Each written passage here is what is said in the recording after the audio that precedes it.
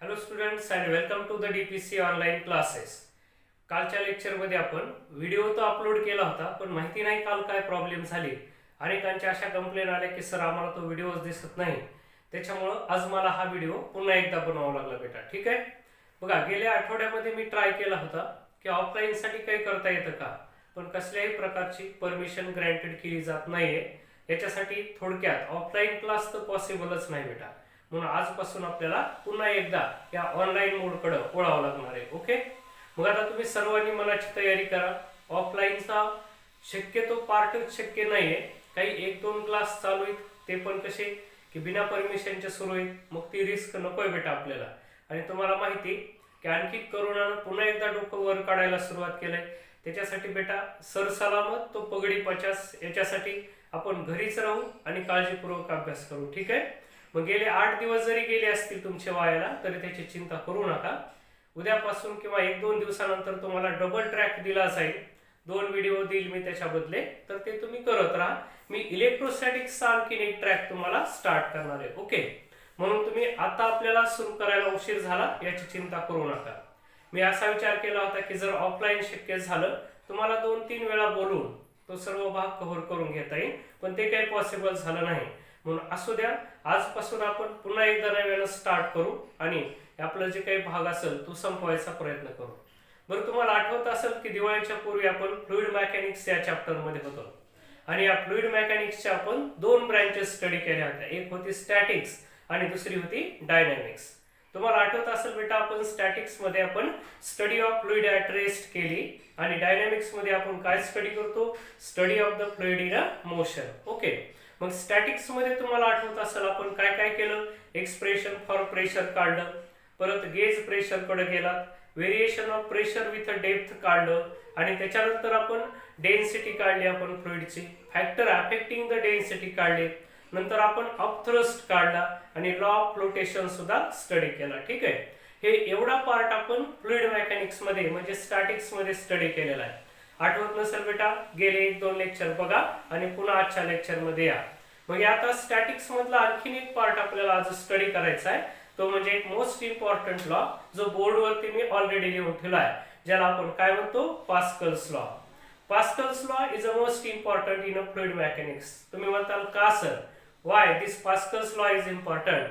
तर बेटा आज तुम्हाला जेसीबी दिसतात, हायड्रॉलिक लिफ्ट दिसतात, हायड्रॉलिक ब्रेक्स दिसतात, हायड्रॉलिक प्रेस दिसतात. हे सगळे कशावर बेस्ड आहेत, या पास्कल्स लॉवरचे. म्हणून या पास्कल्स लॉचं काय म्हणणं आहे हे तुम्हाला अतिशय चांगल्या प्रकारे कळायला पाहिजे. हा खूप छान असा आणि महत्वाचा लॉ आहे, आपण समजून घ्यायचा प्रयत्न करू. ठीक आहे, आता हा पास्कल्स लॉची एक कंडिशन आहे बेटा.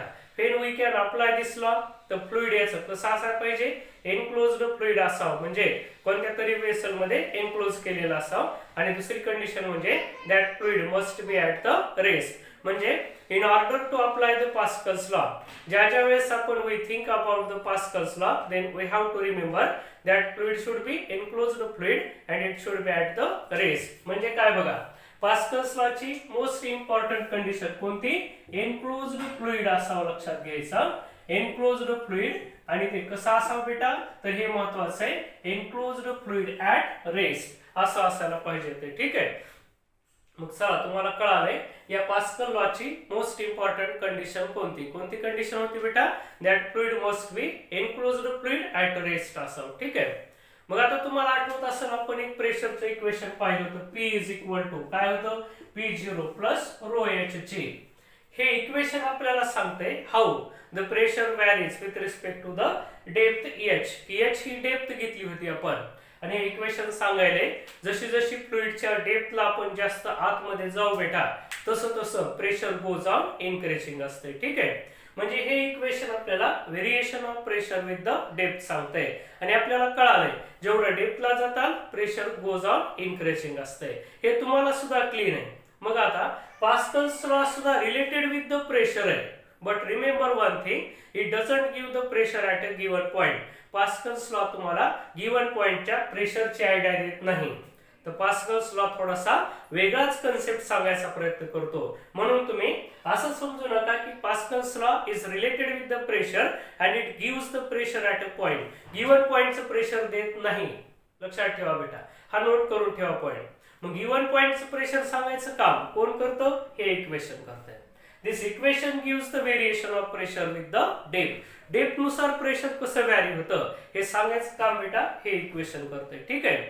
म्हणून पास्कल्स लॉ गिवन पॉइंटचं प्रेशर सांगत नाही. सर्वात महत्वाची कंडिशन तुम्ही लक्षात असू द्या. मग आता नेमकं पास्कल्स लॉ काय सांगतो? तर पास्कल्स लॉ असं सांगतो बेटा, काय म्हणतो की तुम्ही जर एखादं एन्क्लोज्ड फ्लुइड ॲट रेस्ट घेतलं आणि त्याच्या कोणत्या तरी एका पॉइंटला काहीतरी ऍडिशनल प्रेशर तुम्ही एक्झर्ट केलं, तर पास्कल्स लॉ सांगतोय की फ्लुइडच्या दुसऱ्या पॉइंटला किती प्रेशर पुढे पाठवलं जाईल, ट्रान्सपोर्ट पाठवलं जाईल, किती आणि कसं पाठवलं जाईल हे सांगायचं काम हा पास्कल्स लॉ करतोय. म्हणजे काय? Pascal's law is related with the additional pressure exerted किंवा applied on at any point of the fluid at rest. But fluid कसलंय? enclosed fluid आहे. ठीक आहे. मग आता नीट लक्षात ठेवा, पास्कल्स लॉ हा गिवन पॉइंटचं प्रेशर देत नाही, तर तो काय सांगतोय की एखादं enclosed fluid at rest असेल, त्याच्या एका पॉइंटला प्रेशर जर अप्लाय केलं तर ते ट्रान्समिट कसं केलं जाते? ट्रान्समिट म्हणजे दुसऱ्या पॉइंटला पुढे कसं पाठवलं जाते? ते कमी कमी होत पुढे जातं का जशाला तसं पुढे जातं का पुढे गेल्यास वाढतं हे सांगायचं काम कोण करतंय? तर पास्कल्स लॉ करतंय. चला मग या पास्कल्स लॉचं काय म्हणणं आहे हे पाहण्यासाठी त्याच्या आधी स्टेटमेंट कडे जाऊ. मग तुम्हाला माहिती पास्कल्स लॉ कुणाला अप्लाय होतो बेटा? फक्त enclosed fluid at the rest. बघा हा पास्कल्स लॉ काय म्हणतंय, मी मुद्दाम म्हणून इथं लिहिलं होतं. पास्कल्स लॉ असं म्हणतंय द प्रेशर. पास्कल्स लॉ काय सांगतंय? The pressure applied. The pressure applied at any point. The pressure applied at any point. कुणाला? एनी पॉइंट ऑफ अँड कसलं फ्लुइड आहे? मी आधीच सांगितले तुम्हाला, ऑफ अँड एन्क्लोज्ड फ्लुइड. आणि कसं आहे ते? At rest. He line most important आहे. बघा पास्कल्स लॉ काय सांगते? गिवन पॉइंटचं प्रेशर देत नाही, तर ते काय सांगते की एन्क्लोज्ड फ्लुइड ॲट रेस्टला जर असेल आणि त्याच्या एका पॉइंटला जर प्रेशर अप्लाय केलं, how that pressure is transmitted to the other points. दुसऱ्या पॉइंटला ते प्रेशर कसं ट्रान्समिट केलं जाते? तुम्ही म्हणताल कसं म्हणजे काय? सर याचा अर्थ आम्हाला कळला. ऍक्च्युअल बेटा कसं पाठवलं म्हणजे काय? एका पॉइंटला अप्लाय केलेलं प्रेशर फ्लुइडच्या दुसऱ्या पॉइंटला वाढवून जातं का कमी होऊन जातं का तेवढंच जातं हे सांगायचं काम आपल्याला कोण करतंय? Pascal's law. बघा काय म्हणते statement? The pressure applied at any point of an enclosed fluid at rest is transmitted. बघा आता कसं ट्रान्समिट केलं? Is transmitted. हा वर्ड महत्वाचा आहे. कसा? Equally and undiminished. इक्वलीचा अर्थ तुम्हाला माहिती, समान पुढे पाठवलं जाते. आणि अनडिमिनिश्ड म्हणजे काय? Without any decrease. कसल्याही प्रकारचा त्याच्यात डिक्रीज न होता. इक्वली म्हणजे काय? सगळ्या साईडला समान पाठवलं जातंय.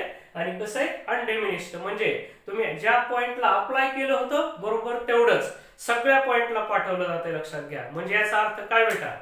तुझ्याकडे 10 रुपये दिलेले तुला किंवा 100 रुपये दिलेत आणि तुला ते 10 मुलांना द्यायचे आणि मी तुला असं म्हणालोय प्रत्येक मुलाला 100 रुपयेच दिले पाहिजे. ते तुला शक्य आहे का?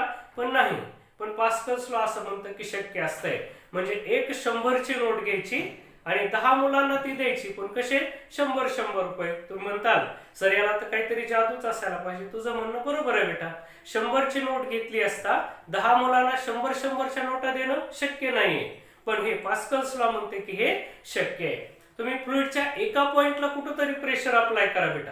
मग तिथं जे प्रेशर तुम्ही अप्लाय करताल ते म्हणते equally and undiminished transmitted to. कुणाला? Is transmitted equally and undiminished to every point. बघा प्रत्येक पॉइंटला every point of fluid and also on walls. बघा also on walls of the container. Also on the walls of container. पण याची एक condition सांगितली त्यांनी. कधी? तिथे provided effect of gravity is neglected. म्हणजे काय? तर ग्रॅव्हिटीचा इफेक्ट तुम्ही विचारात घ्यायचा नाही. आणि हे झालं स्टेटमेंट. म्हणून बघा हे वर्ड इम्पॉर्टंट आहे. कुणाला प्रेशर ट्रान्समिट केलं जातंय? तर आता मी तुम्हाला जे एक्झाम्पल दिलंय ते पास्कल्स लॉ कळण्यासाठी बेस्ट एक्झाम्पल आहे. कोणतं? की तुम्ही एखाद्या 100ची नोट घ्यायची एक आणि ती 10 जणांना 100चेच द्यायची. तुम्ही म्हणता sir how this is possible, हे कसं शक्य आहे? तर बेटा पास्कल्स लॉ म्हणतोय शक्य आहे. फ्लुइड जर का एन्क्लोज्ड फ्लुइड आणि ऍट रेस्टला असेल, तुम्ही त्याच्या एका पॉइंटला जे प्रेशर अप्लाय करता तेच प्रेशर प्रत्येक पॉइंटला दिलं जातं आणि फक्त प्रत्येक पॉइंटलाच नाही, also on the walls of the container. म्हणजे तुम्ही ज्याच्यामध्ये फ्लुइड ठेवलं असेल का बेटा, त्या कंटेनरच्या वॉल्स वरती सुद्धा बरोबर तेवढंच प्रेशर पुन्हा ट्रान्समिट केलं जातं किंवा त्याला दिलं जातं. ठीक आहे, म्हणून हा होता सिंपल असा पास्कल्स लॉ. हा पास्कल्स लॉ पुढे खूप मोठं काम केलं बेटा. तुम्हाला फिजिसिस्ट लोक तर माहिती काय करतात, ते सारखं कुटाने करायलेले असतात की बाबा रे एखादा प्रिन्सिपल कळाला की त्याचा ऍडव्हान्टेज कसं घ्यायचं, ते कसं करायचं. मग या पास्कल्स लॉचा ऍडव्हान्टेज काय आहे? तुम्ही फ्लुइडच्या एका पॉइंटला जे प्रेशर अप्लाय करताल तेच प्रेशर त्याच्या सगळ्या पॉइंटला ट्रान्समिट केलं जातं. म्हणजे थोडक्यात हे काय म्हणते, आपण जर असं या टाईपचं वेसल घेतलं बेटा, इथं जे प्रेशर आपण अप्लाय करू समजा P1 आणि तुम्ही म्हटलात की सर आता या पॉइंटला प्रेशर किती ट्रान्समिट केलं, इथून जर P1 दिलं त्याच्याकडे सुद्धा बरोबर किती येणार, P1च येणार. लक्षात ठेवायचं. म्हणजे कुठलेही दोन पॉइंट घ्या, एका पॉइंटला प्रेशर अप्लाय केलं की दुसऱ्या पॉइंटला बरोबर तेवढंच प्रेशर अप्लाय होतं, असं पास्कल्स लॉचा म्हणणं लक्षात घ्यायचा. म्हणून पास्कल्स लॉ सरळ सरळ लक्षात ठेवण्याची पद्धत काय, 100ची एक नोट घ्यायची आणि ती 10 जणांना 100चीच द्यायची, 100 जणांना 100चीच द्यायची. तुम्ही म्हणताल आपल्या खिशातून द्यायची का, तो त्यांचा प्रश्न आहे, तुमचा प्रश्न आहे, पण या लॉचा प्रश्न नाही. म्हणून हा पास्कल्स लॉ अतिशय इझी असा लॉ आहे. मग नीट लक्षात ठेवा सगळ्यांनी. काय सांगते हा, the pressure applied at any point of an enclosed fluid at rest is transmitted equally and undiminished. Undiminished म्हणजे काय, विदाउट एनी डिक्रीज. म्हणजे 100ची नोट घेतल्यास तुम्ही कुणालाच 50ची द्यायची नाही. प्रत्येक जणाला कितीची मिळाली पाहिजे बेटा, 100चीच मिळाली पाहिजे, याची काळजी घ्यायची. ठीक आहे, तर हा होता पास्कल्स लॉ. मग आता हा पास्कल्स लॉ काय केलं की तुम्हाला माहिती की एक मोठं रिव्हॉल्युशन येणं या फ्लुइड मेकॅनिक्स मध्ये आणलेलं. लक्षात घ्यायचं, मोठी क्रांती झाली त्याच्यामध्ये. जसं की हायड्रॉलिक ब्रेक्स असतील, हायड्रॉलिक लिफ्ट असतील, पुन्हा हायड्रॉलिक प्रेस असतील, हायड्रॉलिक पुन्हा ब्रेक मध्ये सुद्धा याचं मोठं काम आहे, तुम्हाला पुढे ऍप्लिकेशन मिळणार असेल. ठीक आहे, मग हा असा होता पास्कल्स लॉ. मग थोडक्यात काय सांगितलं पास्कल्स लॉ न, फ्लुइडच्या एका पॉइंटला अप्लाय केलेलं प्रेशर इक्वली आणि अनडिमिनिश्ड ट्रान्समिट केलं जाते कुणाला, to the every point of the fluid and also on the walls of the container. कळतंय तुम्हाला? चला ठीक आहे, आलं तुमच्या लक्षात. आता तुम्ही म्हणताल सर हे खरंच शक्य आहे का, हा पास्कल्स लॉ आपण प्रूव्ह करू शकतो का? तर बेटा बिलकुल प्रूव्ह करू शकतो. एक एक्सपेरिमेंटल सेटअप आहे जे की या पास्कल्स लॉला प्रूव्ह करू शकते. चला मग आता आपल्याला याच्याकडे जायचंय, experimental proof of Pascal's law. आपण बघू की एक्सपेरिमेंटली पास्कल्स लॉ कसा प्रूव्ह करता येऊ शकतो. ठीक आहे, चला मग आपल्याला आता जायचंय experimental proof of Pascal's law कडे. ठीक आहे, काय करायचं आपल्याला, वेसल कन्सिडर करायचंय ज्याला की 4 ओपनिंग्स असतात. लक्षात घ्या, ऍक्च्युअली ओपनिंग्स म्हणण्यापेक्षा पिस्टन्स बसवलेत असं म्हणू आपण. त्या ओपनिंग आहेत त्या कशानं, पिस्टनच्या सहाय्यानं क्लोज केल्या. आता तुम्ही म्हणता पिस्टन काय असतं बेटा, या टाईपचा रॉड इमॅजिन करू शकतो आपण. समजा हा पाईप आहे आणि त्याच्यामध्ये हा रॉड असा, हा पाईप आहे आणि याच्यामध्ये हा रॉड आपण असा बसवला या टाईपनं. हा काय करतो, आतल्या लिक्विडला बाहेर येऊ देणार नाही, याला पिस्टन म्हणू शकतो आपण. ठीक आहे, मग आता बघा आपल्याला काय करायचंय, तर आपल्याला प्रूफ पाहिजे. ती कसली प्रूफ पाहिजे, एक्सपेरिमेंटल प्रूफ पाहिजे. लक्षात घ्यायचा,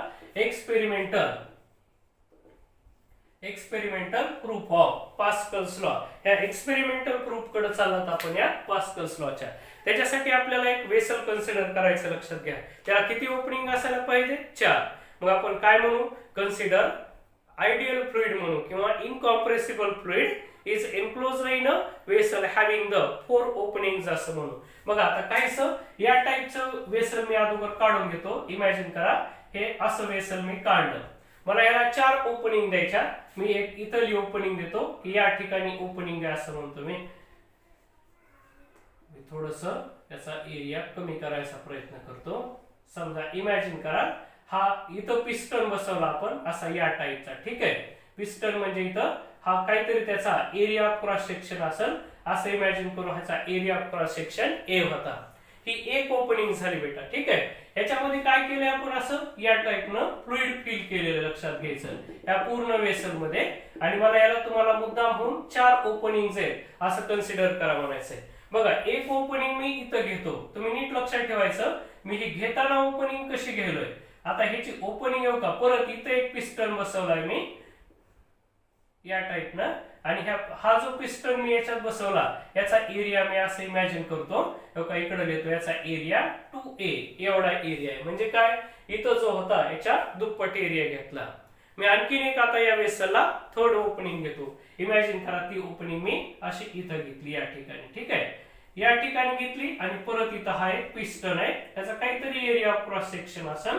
मग हा जो पिस्टन मी याच्यामध्ये फिट केलेला आहे वॉटर टाईट पिस्टन असं म्हणतात. म्हणजे काय, याच्यातून फ्लुइड कसलंच खाली येणार नाही याची काळजी घेतलेली असते. ठीक आहे, बघा मग हे या टाईपनं असं केलं आपण. ठीक आहे, मग आता काय झालं, इथं एक ओपनिंग, दोन ओपनिंग, ह्याचा एरिया मी किती घेतो आता 3a घेतो. म्हणजे या पिस्टनच्या ट्वाइस ह्याचा एरिया आहे, या पिस्टनच्या थ्राइस ह्याचा एरिया आहे, आणि मी इथं एक ओपनिंग घेतो बघा अशी या टाईपची, आणि पुन्हा याच्यात सुद्धा मी एक असा पिस्टन कन्सिडर करतो आणि असं इमॅजिन करू याचा एरिया किती रे a/2.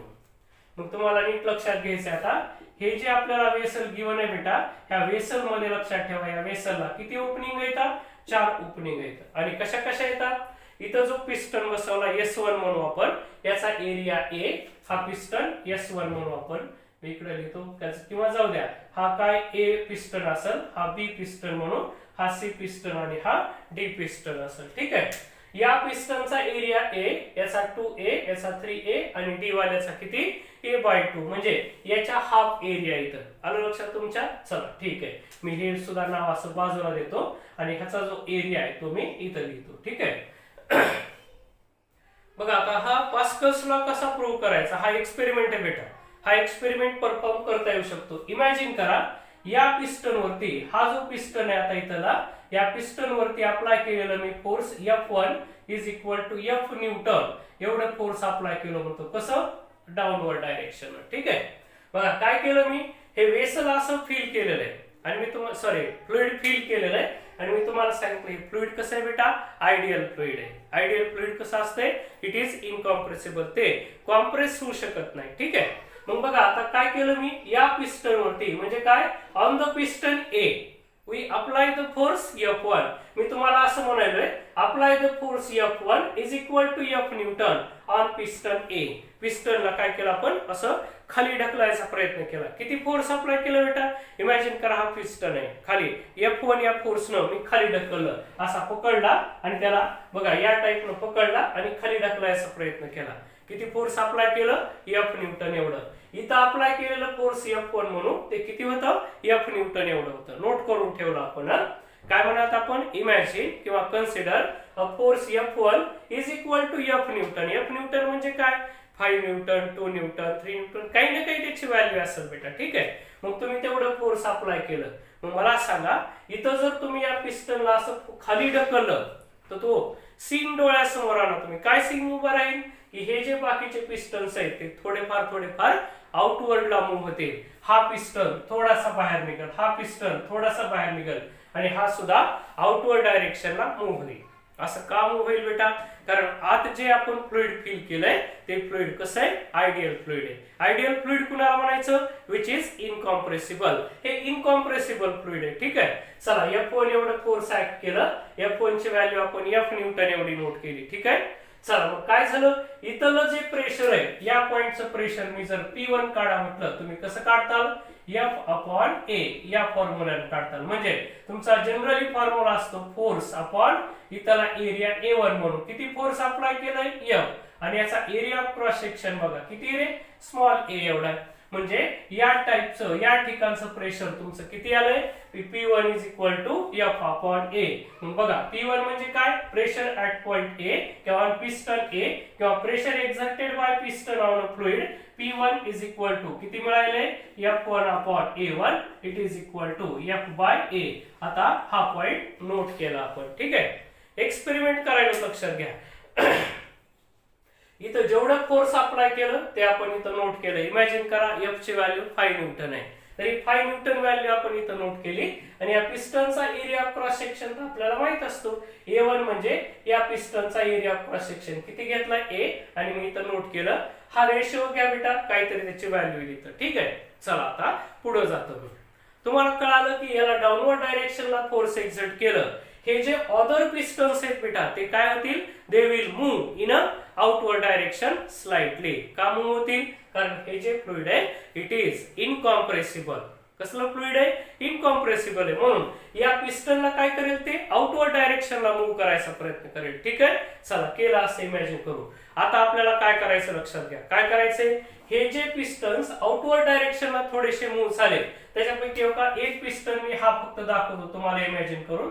इमॅजिन करा हा पिस्टन इथल्या ऐवजी इथं आला, किती, एवढ्या डिस्टन्स न मूव्ह झाला बेटा. हे जे डिस्टन्स आहे मी मुद्दाम म्हणून तुम्हाला डार्क करून दाखवलंय. एवढ्या डिस्टन्स ना हा पिस्टन काय झाला, इमॅजिन करा बाहेर सरकला. ही जी डॉटेड लाईन दाखवायली ही इथं आला असं समजू आपण हा पिस्टन. ठीक आहे, आणि काय करायचं आपल्याला आता, हा जो इथला पिस्टन आला तो परत त्याच्या पहिल्या जागेवरती आणायचा आहे. आधी इथं जिथं होता बरोबर त्याच्या पहिल्या प्लेसला त्याला आणून ठेवायचंय. मग काय करावं लागेल बेटा, तुला इकडून काहीतरी आता फोर्स अप्लाय करावा लागेल. इथं याला मी F2 असं म्हणतो. ठीक आहे, हे F2 फोर्स तुला अप्लाय करावा लागेल. कशासाठी, इथला पिस्टन पहिल्या जागेवरती आणायचा आहे. नीट लक्ष दे बेटा, मी काय सांगायला तुला की सुरुवातीला हा जो पिस्टन होता इथं होता, इथला पिस्टन काय केला, इकडं तो फोर्स अप्लाय केल्यामुळं इथला पिस्टन इथं मूव्ह झाला असं इमॅजिन केलं. ठीक आहे, एक्सपेरिमेंट करायला मग आपण आता इकडून याच्यावर फोर्स अप्लाय करू. किती फोर्स अप्लाय करायचं आपल्याला माहिती नाही, पण एवढं फोर्स अप्लाय करा, हा जो पिस्टन आहे हा काय करेल, it will attain it's initial position. Means what, इथून जेवढ्या अंतराने निघून गेला बरोबर तेवढ्या अंतराने त्याला वापस आणीपर्यंत त्या पिस्टनला फक्त आपण असं पुढे पुढे ढकलत न्यायचंय आणि काउंट करायचंय की हे फोर्स किती.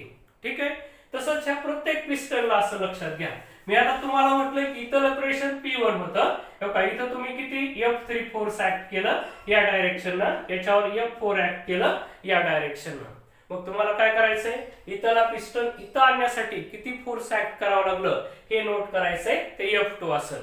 तसंच या पिस्टनला खाली जो सरकला होता पहिल्या जागेवरती आणायला किती फोर्स एक्झर्ट करावा लागेल ते नोट करायचं, त्याला F3 म्हणणार. आणि याला सुद्धा पहिल्या जागेवरती आणण्यासाठी जे बी फोर्स अप्लाय करावा लागेल ते नोट करायचे. तुम्ही म्हणता सर हे तिन्ही एकदाच ढकलायचे का, नाही. अगोदर या पिस्टनला आपण सेपरेट इथं ढकलणार आणि बघणार किती फोर्स लागलं ते नोट करणार. पुन्हा आपण पुन्हा डबल एवढं पहिल्यासारखंच फोर्स अप्लाय करणार.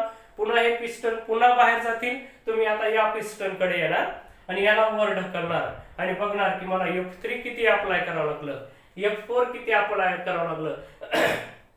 म्हणजे या प्रत्येक पिस्टनचा आपण सेपरेट विचार करणार. ठीक आहे, मग या प्रत्येक पिस्टनचा जर सेपरेट विचार केला तर आपल्याला एकंदरीत बघायचंय F2 किती येईल, F3 किती येईल, F4 किती येईल. बेटा जर तुम्ही हा एक्सपेरिमेंट केला तर तुमच्या असं लक्षात येईल, इथला जो F3 हा किती असायला पाहिजे, 2F असायला पाहिजे. बरोबर, F3 किती असतो, 3F असतो. 2F म्हणजे कोण, इथं जे फोर्स अप्लाय केलं त्याच्या दुप्पट, याच्या तिप्पट आणि याच्या हे F4 किती असायला पाहिजे, या डायरेक्शन अप्लाय केलं तर F/2 असेल. असं का होतं बेटा, याचा एरिया ऑफ क्रॉस सेक्शन दुप्पट आहे, याचा त्रिपट आहे, याचा हाफ आहे. ठीक आहे, ट्वाइस, थ्राइस आणि हाफ. मग तुम्ही बरोबर एक्सपेरिमेंट करून बघा, हा पिस्टन पहिल्या जागेवर आणण्यासाठी आपल्याला इथं जे फोर्स अप्लाय केलं बरोबर त्याच्या दुप्पट अप्लाय करावं लागतं. ठीक आहे, इथं किती एरिया तिप्पट आहे तर 3 टाइम्स फोर्स अप्लाय करावं लागतं. इथं हाफ आहे तर इथं याच्या हाफ फोर्स अप्लाय करावं लागतं. मग आता जर तुम्ही ठरवलं A point, B point, C point आणि D पॉइंटचे प्रेशर काढायचंय, तुम्हाला आता प्रेशर ऍट पॉइंट A तर कळालेच किती, F1/A1 म्हणजे किती, F/A एवढं आलं. चला मी असं म्हणतो आता प्रेशर ऍट पॉइंट B काढायचं तुम्हाला. इथलं प्रेशर काय म्हणणार तुम्ही, इथलं फोर्स किती मला सांगा, किती, F2. तिथला area of cross section A2 म्हणून. चला फोर्स इथं किती अप्लाय करावं लागलं ते एक्सपेरिमेंटली नोट केलं आपण. किती अप्लाय करावं लागलं होतं बेटा, 2F एवढं अप्लाय केलं होतं. मी इथं टेप पुट करतो आणि A2 म्हणजे काय, या पिस्टनचा एरिया ऑफ क्रॉस सेक्शन किती, 2A. हे 2 गेट कॅन्सल, अगेन किती आलं, F/A. सिमिलरली इथं येऊ, आता हा C पॉइंट आहे, इथं एक्झर्ट झालेलं प्रेशर PC जर नोट केलं ते असेल F3/A3. F3 म्हणजे काय, इथं अप्लाय केलेलं प्रेशर फोर्स. तुम्ही म्हणता सर हे F3 = 3F तुम्ही कसं आणायला, बेटा आपण पिस्टनला ढकलायला लागलो ना आणि आपण बघायलो की किती फोर्स अप्लाय केला असता हा खाली सरकलेला पिस्टन पुन्हा त्याच्या पहिल्या जागेवरती येतो. ठीक आहे, मग आता काय केलं आपण इथं 3F आहे, मी ते इथं पुट करतोय 3F/3A, पुन्हा अगेन इट इज किती आला F/A. असंच तुम्ही PD जर काढलं F4/A4. बघा F4 म्हणजे इथं फोर्स किती गरजेचं होतं F/2. इथला एरिया किती A/2. 2 to get cancel, again it is F/A. मग तुम्ही आता नीट लक्षात ठेवायचं, इथं फोर्स अप्लाय करत असताना प्रेशर किती अप्लाय झालं F/A. मग बघा आता हा A पॉइंट आहे, B पॉइंट आहे, C पॉइंट आहे आणि D, म्हणजे प्रत्येक पिस्टन साठी सेम फोर्स किती आलं ते काय एवढं, हे F/A, परत F/A, F/A आणि F/A. तुम्ही म्हणता सर आम्हाला हे काही सुद्धा कळालं नाही, तुम्ही काय म्हणता बेटा हा एक्सपेरिमेंट होता, तुला काय करायचंय फक्त की हा जो सरकलेला पिस्टन आहे हा जो सरकलेला पिस्टन आहे हा फक्त पहिल्या जागेवरती आणायचा आहे आणि तुला नोट करायचंय की याच्यावर किती फोर्स अप्लाय केला असता हा पिस्टन पहिल्या जागेवरती, तो फक्त तुला नोट करायचा आहे आणि याच्यामध्ये व्हॅल्यू पुट करायच्या. तुला दरवेळेस कर पीबीचं प्रेशर काढ, पीसीचं काढ, पीडीचं काढ आणि पीएचं तू आधीच काढून घेतलेलंस की इथं किती अप्लाय केलं ते तुला माहिती आहे, मग तू इथं प्रेशर ते काढून घेतलंस. तुझ्या असं लक्षात येईल या प्रत्येक ठिकाणचं प्रेशर काय येईल बेटा सेम येईल. आणि हेच तर काम आपला पास्कल्स लॉ करतो. काय सांगतो हा की एका पॉइंटला म्हणजे इथं एक्झर्ट केलेलं प्रेशर हे सगळ्या ठिकाणी बरोबर तेवढंच झालं. किती झालं F/A एवढं झालं. हे असं एक्सपेरिमेंटली आपल्याला प्रूव्ह करता येऊ शकतं. ठीक आहे, ही झाली experimental proof of the Pascal's law. Okay, चला आता आजच्या लेक्चरचा लास्टच्या भागाकडे जायचं आपल्याला आणि तो इम्पॉर्टंट पार्ट आहे. तुम्हाला असं म्हणू शकता state the applications of Pascal's law आणि याच्यावरचे प्रॉब्लेम सुद्धा असतात बेटा. ठीक आहे, हे प्रॉब्लेम सुद्धा तुम्हाला सॉल्व्ह करता आले पाहिजेत. चला मी काय करायला लागलो आता, हेडिंग लावा तुम्ही सुद्धा, ऍप्लिकेशन्स ऑफ पास्कल्स लॉ ही होती proof, experimental proof of the Pascal's law होती. आता आपल्याला याचे ऍप्लिकेशन स्टडी करायचे. ठीक आहे, टाका हेडिंग मग ऍप्लिकेशन्स ऑफ पास्कल्स लॉ. आता हे सगळे ऍप्लिकेशन्स जवळपास सारखे आहेत बेटा, फक्त तुम्हाला काय करायचे ऍप्लिकेशन्स मध्ये हे कसा अप्लाय करायचा पास्कल्स लॉ ते पाहायचंय. तुम्हाला माहिती फिजिसिस्ट म्हणजे फिजिक्स मधले जे बी सायंटिस्ट लोक आहेत ते अतिशय डेंजर असतात बेटा. का? कारण ते अतृप्त आत्मा असतात. अतृप्त आत्मा म्हणजे काय, त्यांचं कुठल्याही गोष्टीवरती बिलकुल समाधान होत नाही. एक काम केलं की त्यांना पुढचं काम करावं लागतं. मग त्यांना पास्कल्सनं आपल्या लक्षात आणून दिलं किंवा प्रेशर कसं चेंज होत आहे. फ्लुइडच्या एका पार्टवर तुम्ही जेवढं प्रेशर अप्लाय करताल तेवढंच त्याच्या दुसऱ्या पॉइंटला सुद्धा ऍक्ट होत आहे.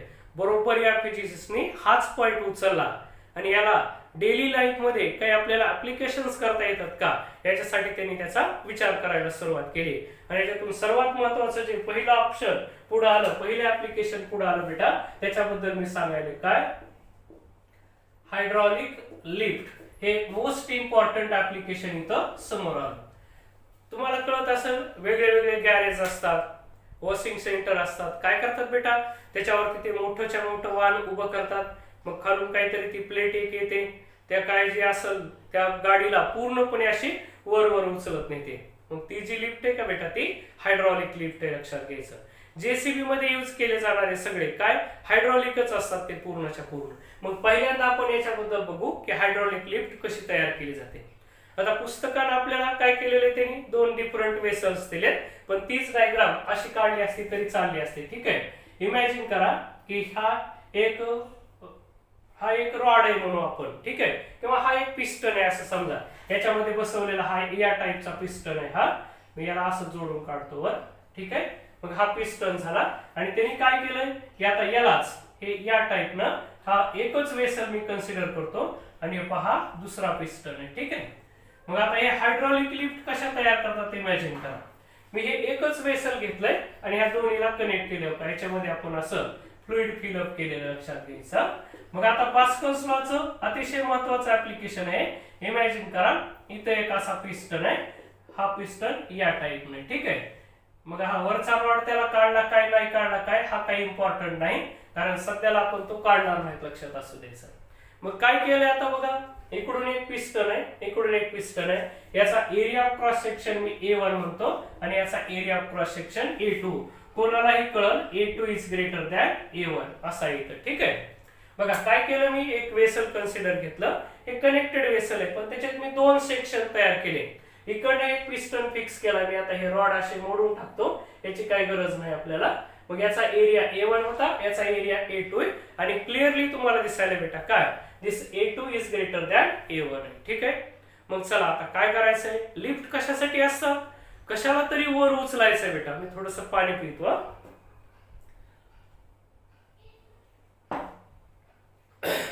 जरा घशाला माझ्या जास्तच प्रॉब्लेम आहे, त्याच्यामुळे एवढा डिस्टर्ब ऍडजस्ट करून घ्या आता तुम्ही. मग बघा काय की इथं दोन पिस्टन तयार केले, इकडल्याचा area of cross section A1 आणि इकडे किती A2 आहे. चला लिफ्टचं फंक्शन काय याच्याबद्दल बोलायला होतात आपण. लिफ्टचं काय फंक्शन असतं बेटा, कोणता तरी ऑब्जेक्ट त्याला वर उचलायचा आहे. ठीक आहे, कोणता तरी ऑब्जेक्ट वर उचलायचा आहे म्हणून इकडला एरिया ऑफ क्रॉस सेक्शन छोटा घेतात, इकडला मोठा घेतात आणि याच्यावरती असं एखादं व्हेकल प्लेस करतात. इमॅजिन करा एक अशी कार आहे बघा, चित्रकला कशी वाटते तुम्हाला, ही कार वाटायली का नाही तर वाटते असं म्हणा, नाही म्हणू नका. ही जी काही कार असेल, कोणती कार आहे कंपनी फक्त विचारू नका, लक्षात घ्या कोणत्या कंपनीची कार मी ड्रॉ केली हे मात्र विचारू नका. इमॅजिन करा याच्यावरती आपण एखादी कार प्लेस केली बेटा. ठीक आहे. चला आता इकडला area of cross section A1 आहे, इकडल्या पिस्टनचा हा पिस्टनच असतो आता बेटा, त्याचा एरिया ऑफ क्रॉस सेक्शन किती घेतला आपण A2 घेतला. ठीक आहे. मग आता इमॅजिन करा हा एरिया फार छोटा आहे, जेवढा शक्य आहे तेवढा छोटा घेतात. हे पहा, आणखी तुम्ही जितका छोटा करताल तेवढं चांगलं आहे, म्हणजे तुम्हाला कमीत कमी फोर्स अप्लाय करता येऊ शकतं. ठीक आहे. मग समजा हे असा घेतला, याचा एरिया ऑफ क्रॉस सेक्शन किती बेटा तर A1 एवढा. मग आता इमॅजिन करा मी याच्यावरती डाऊनवर्ड डायरेक्शन F1 एवढं फोर्स अप्लाय केलं. ठीक आहे. काय केलं मी या पिस्टन वरती डाऊनवर्ड डायरेक्शन F1 एवढं फोर्स ऍक्ट केलं आणि त्याच्यामुळं या पिस्टन वरती अपवर्ड डायरेक्शन किती F2 एवढं फोर्स ऍक्ट झाला. असं म्हणून काय करायला मी हा इकडला पिस्टनला असं खाली ढकलायला लागलो मी. ठीक आहे. मग याला F1 एवढं फोर्स एक्झर्ट केलं तर तुम्हाला कळलं की इतर जे काय प्रेशर आहे हे प्रेशर P1 काय असतंय फोर्स अपॉन एरिया म्हणजे एवढा असेल बेटा. ठीक आहे का. नीट लक्षात घ्या हायड्रोलिक लिफ्ट तयार करताना कशी करतात, इकडला area of cross section A1 इकडला A2. मोस्ट इम्पॉर्टंट पॉइंट, इकडला जो क्रॉस सेक्शनल एरिया A2 आहे it is very very greater than A1. A1 पेक्षा तो फार मोठा बेटा. म्हणजे काय A2 इज, मी फक्त ग्रेटर दॅन म्हणत नाही, very very greater than A1 असं म्हणून टाकतो. चला मग इथून मी डाऊनवर्ड डायरेक्शनला F1 एवढं फोर्स अप्लाय केलं आणि मी नोट केलं की इथं प्रेशर किती अप्लाय झालं P1 एवढं झालं. सिमिलरली इकडे F1 फोर्स डाऊनवर्ड डायरेक्शनला ऍक्ट झाल्यामुळं या पिस्टन वरती इन अपवर्ड डायरेक्शन बेटा किती F2 एवढं फोर्स ऍक्ट झालं. मग एकदा फोर्स कळालं आय कॅन कॅल्क्युलेट और we can determine the pressure exerted on this piston. किती एक्सर्ट होईल बेटा P2 एवढं आहे. म्हणून कसं काढणार ते F2 अपॉन A2 असं काढणार. ठीक आहे. मग चला आता तुम्हाला कळालं काय केलं आपण, different area of cross section असलेले दोन पिस्टन घेतले. जेवढा लार्जर एरिया वाला आहे त्या पिस्टन वरती एक व्हेकल जे आपल्याला लिफ्ट करायचंय वर उचलायचंय त्याला प्लेस केलं आणि इकडून आपण डाऊनवर्ड डायरेक्शनला F1 फोर्स अप्लाय केलं. त्याच्यावर इकडलं प्रेशर कळालं आपल्याला किती P1 आणि या साईडला जे प्रेशर अप्लाय झालं दॅट इज द P2. चला आता इथपर्यंतचा भाग कळाला. हा अतिशय सिंपल होता. तुम्ही साधं लॉजिक अप्लाय केलं, F1 फोर्स ऍक्ट झालं, pressure P1, अपवर्डला F2 force act झालं, इथलं प्रेशर P2 आहे. आता येणार आपण पास्कल्स लॉ कडे. पास्कल्स लॉ काय सांगतो बेटा की तुम्ही या पॉइंटला जे बी प्रेशर एक्सर्ट झालं बरोबर तेवढंच प्रेशर इथं ऍक्ट व्हायला पाहिजे या पिस्टन वरती. ठीक आहे. म्हणजे यांचं म्हणणं काय पास्कल्स लॉचं, तुम्ही इकडून प्रेशर एक्सर्ट केलेलं आहे, मग इथं जर P1 असेल आणि इथं जर P2 असेल, according to Pascal's law this P2 should be equal to the P1. म्हणजे काय मोस्ट इम्पॉर्टंट रिलेशन मी इथं लिहिली काय अकॉर्डिंग टू कुणानुसार, अकॉर्डिंग टू पास्कल्स लॉ. या पास्कल्स लॉ नुसार बेटा काय म्हणता येऊ शकतं मला, P1 should be equal to P2. हा P1 बरोबर P2 एवढा असायला पाहिजे. एवढं तर मान्य आहे तुला. आताच पास्कल्स लॉ झाला आपलं. पास्कल्स लॉ काय सांगते, फ्लुइडच्या एका पॉइंटला तुम्ही जे बी प्रेशर अप्लाय करताल that same pressure will be transmitted to the every point of a fluid. फ्लुइडच्या प्रत्येक पॉइंटला सेम प्रेशर ट्रान्समिट केलं जातं बेटा. नोट केलंस. ओके चला P1 is equal to P2. आता P1 ची व्हॅल्यू मी इथून काढतो. काय आलं F1 divided by A1 it is equal to F2 divided by A2. ठीक आहे. चल बेटा मी काय करतो या F1 ला इकडे घेतो. आता मी असं करतो हा A2 इकडे आला, A2 upon A1 is equal to F2 upon F1 असं लिहिलं. म्हणजेच this F2 upon F1 is equal to A2 upon A1. आता सगळ्यात महत्वाचा पार्ट इथं अप्लाय बेटा. बघ तुला आता व्यवस्थित लक्ष द्यायचं आहे. पास्कल्स लॉचं खरं लॉजिक काय. हे इक्वेशन कसं अरेंज केलं की F2 अपॉन F1 चा रेशो आहे. मग आता काय केलं की आपल्याला F2 काढायचंय. इकडून अप्लाय केलेलं फोर्स आपल्याला माहिती, कारण ते आपणच अप्लाय केलंय. आपल्याला हे माहिती नाही की इकडे F1 अप्लाय केला असता या पिस्टन वरती हाऊ मच फोर्स अप्लाय झाला. बेटा इकडलं F2 काढायचंय, तर मी आता हे इक्वेशन यूज करायचा प्रयत्न करायला. म्हणून मी इथं लिहितो काय F2 is equal to this A2 upon A1, किंवा मी F2 upon F1 is equal to A2 upon A1. आणि आता मी याची मदत घेतो काय, मी असं म्हणतो but A2 is very very greater than A1. Therefore काय असायला पाहिजे, जर हा A2 A1 पेक्षा खूप खूप मोठा आहे. बघा ना इथंच दिसायले हा एरिया ऑफ क्रॉस सेक्शन आणि हा एरिया ऑफ क्रॉस सेक्शन.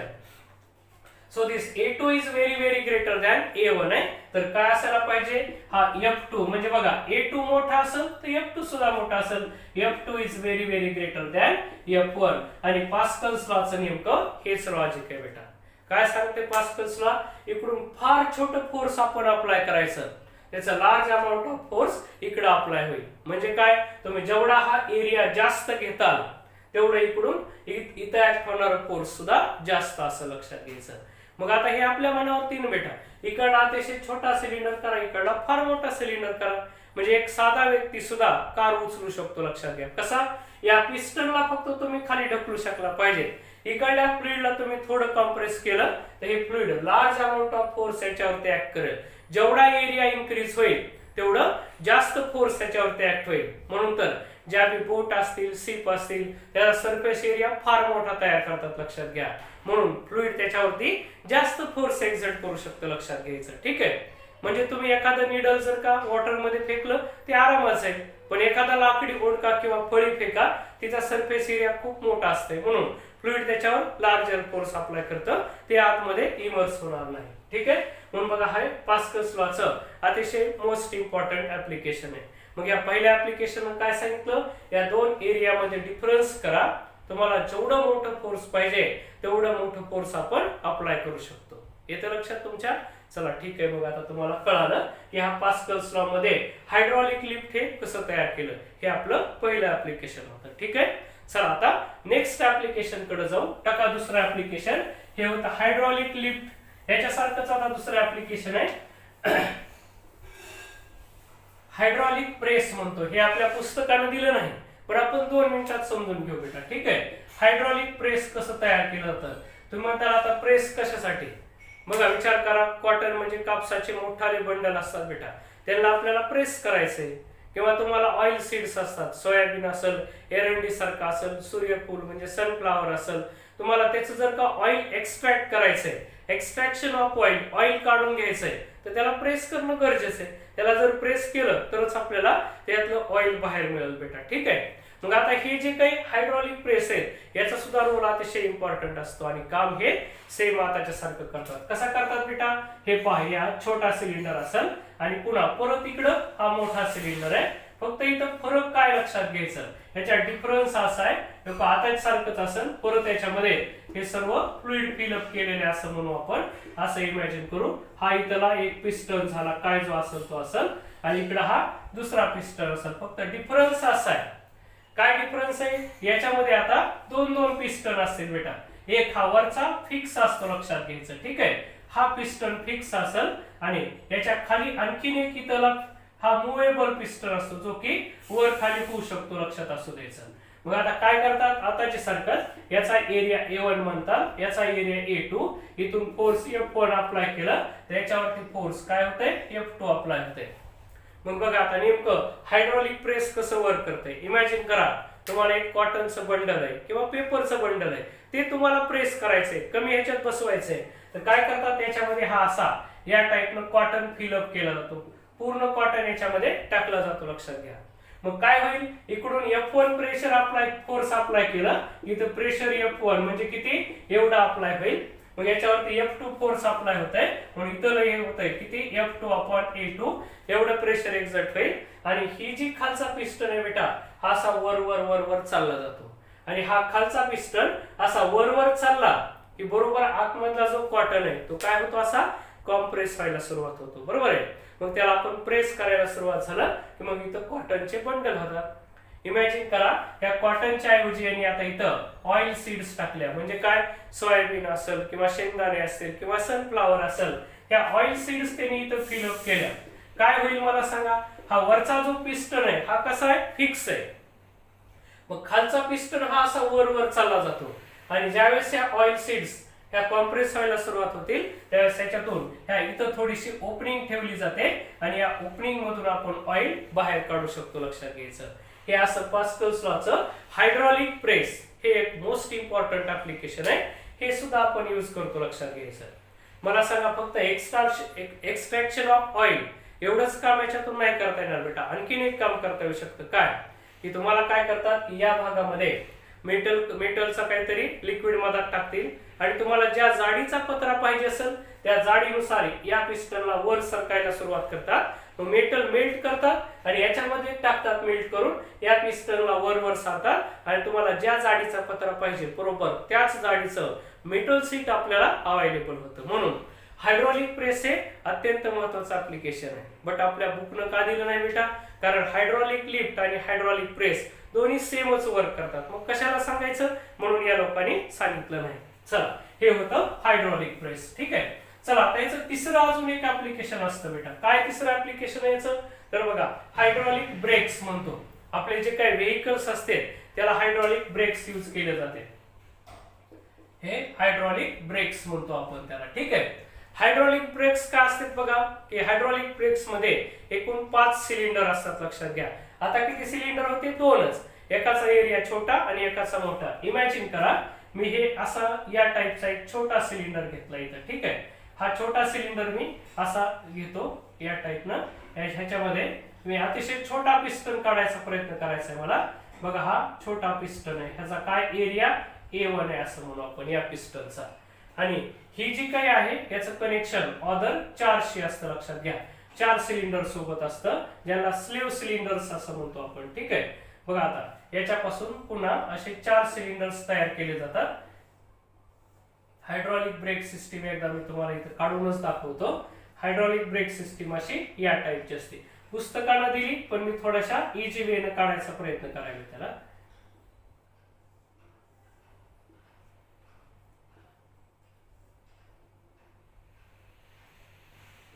मी आता सिंपल वेने काढायचा प्रयत्न करायला. बघा, आता इथं किती सिलेंडर झाले बघा. हा इथला जो झाला याला A1, इथला जो सिलेंडर झाला हा जो याला स्लेव्ह मास्टर सिलेंडर असं म्हणतात. लक्षात घ्या. आणि हे इथं 1 2 3 4 बघा, मी हे इथं सिलेंडर असे तयार करतो. आपली 4 व्हीलरला कमीत कमी 4 सिलेंडरची गरज असते. लक्षात घ्या.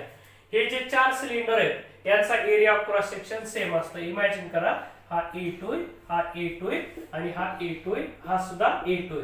ह्या चौघांचा area of cross section same आहे आणि अशी काळजी घेतली असते A2 is very very greater than A1 असते. ठीक आहे. मग तुम्हाला आता पास्कल्स लॉ आतापर्यंत कळालाच आहे बेटा. यांना स्लेव्ह सिलेंडर असं म्हणायचं. कसले स्लेव्ह सिलेंडर. आणि हा एक असतो मास्टर सिलेंडर, जो की आपल्या 4 व्हीलरचा आपल्या पायाखाली जे ब्रेक असतं बेटा, ब्रेक पॅडल असतं, त्याला तो सिलेंडर जोडलेला असतो. मग 4 व्हीलरच्या ब्रेकवरती आपण पायाने कॉम्प्रेस केलं की हा पिस्टन इकडल्या डायरेक्शन काहीतरी F1 फोर्स याच्यावरती ऍक्ट होतं. तुम्हाला आता प्रिन्सिपल तर चांगला कळालाय पास्कल्स लॉचा, कसा यूज करतो. इथं F1 फोर्स ऍक्ट केलं, इथं जे पिस्टन्स आहेत आता हे प्रत्येक ठिकाणी पिस्टन्स असते. लक्षात घ्यायचा, हे पिस्टन्स आहेत. हे कुणाला जोडलेले बेटा, तर जे डिस्क रोटेट होत असेल व्हीलचे, 4 व्हीलरचे जे बी व्हील्स आहे जे डिस्क रोटेट होत असेल बरोबर, हे पिस्टन त्याला लावले जातात, त्याला चिटकवले जातात, त्याच्या इन कॉन्टॅक्ट आणले जातात. तर काय करतात मग हे पिस्टन्स फ्रिक्शन मुळे त्याची व्हीलची स्पीड काय करतात, कमी करतात. मग इथं small amount of force apply केलं की जोरात इथं हे ब्रेक लावलं जातं. हे जे बी पार्ट आहेत हे कोण आहेत, व्हील्स आहेत. लक्षात घ्या, तुमची 4 व्हीलर असेल किती व्हीलर असू द्या, जेवढे व्हील्स आहेत तेवढे ह्याला हे पिस्टन्स कनेक्ट केलेले असतात. मग इकडून small amount of force apply करतो आणि या ठिकाणी A2 is very very greater than A1. मग या प्रत्येकावर ऍक्ट होणार या डायरेक्शन जे बी F2 हे फोर्स ऍक्ट होणार आहे. हे जे F2 का हे very very large force apply होतं म्हणजे F2 is very greater than F1.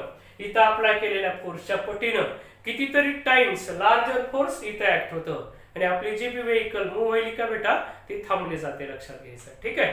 तर हे असं होतं याचं लास्टचं ऍप्लिकेशन, ज्याला हायड्रॉलिक ब्रेक्स असं म्हणतो, लक्षात घ्यायचं. ठीक आहे. मग तुम्ही नोट करून ठेवा. आपण आज पास्कल्स लॉचे 3 ऍप्लिकेशन स्टडी केले. कोणते? हायड्रॉलिक लिफ्ट, हायड्रॉलिक प्रेस आणि काय झाले? हायड्रॉलिक ब्रेक्स झाले. मग जेसीबी मध्ये सुद्धा सेम याचाच यूज केला जातो. ठीक आहे. मग आता असं इमॅजिन करू, आजच्या लेक्चर मध्ये आपण जो काही पास्कल्स लॉ स्टडी केला बेटा तो तुम्हाला अतिशय चांगल्या प्रकारे कळालेला आहे. ठीक आहे. तर आजच्या लेक्चर मध्ये एवढंच कळालं. उद्याच्या लेक्चर मध्ये पुढचा भाग पाहू. आणि म्हणजे पुढचा भाग म्हणजे याच्यातला आता आपण आतापर्यंत लिक्विडच्या आतमध्ये होता बल्कला स्टडी केली. Bulk means what? Interior part of the fluid. उद्यापासून आपल्याला लिक्विडच्या वरच्या पार्ट कडे यायचं, म्हणजे सरफेस फेनॉमेनॉन कडे यायचंय. लिक्विडचा आतला पार्ट आणि सरफेसचा पार्ट टोटली डिफरंट बिहेव करतात. म्हणून आपल्याला सरफेसची प्रॉपर्टी उद्यापासून स्टार्ट करायची, ज्याला आपण काय म्हणतो? सरफेस टेन्शन म्हणतो. ठीक आहे. तर आजच्या लेक्चर मध्ये एवढंच. सरफेस टेन्शनला आपण उद्यापासून स्टार्ट करूया. ठीक आहे.